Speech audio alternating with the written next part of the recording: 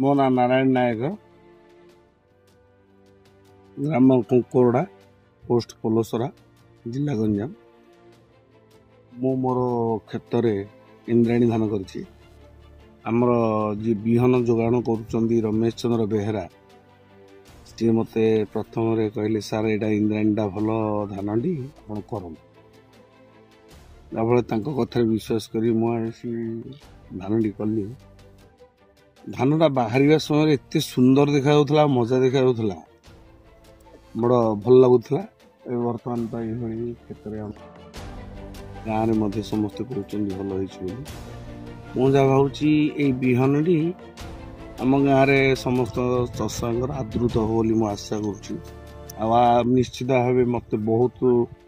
चषा कहले आमको बिहन देवे बोली मुझे कहूँ आपण गोटे कम करूँ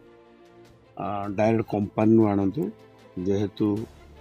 कंपानी किणवा द्वारा धान बिहन रोग प्रतिरोधक शक्ति एवं सहनशीलता सब आदाय सबकि रोचे तेणु यू नेला माने एटा गोटे सेकंड पीढ़ी हो तेणु मु सब सजेसन करे निश्चित रूपे आपण माने सीधा डायरेक्ट धान किणतु अधिक खर्च हेल्ले आपणकर रोग पोक दाउरू निश्चित भाव सुरक्षित रही पीड़िया सार कम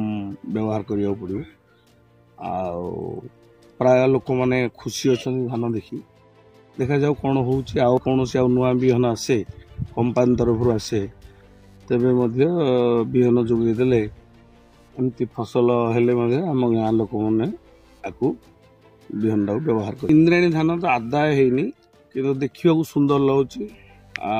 वार्ता भी कले भल हम आदाय हेले आउरी लोक मन गोटे आग्रह हम।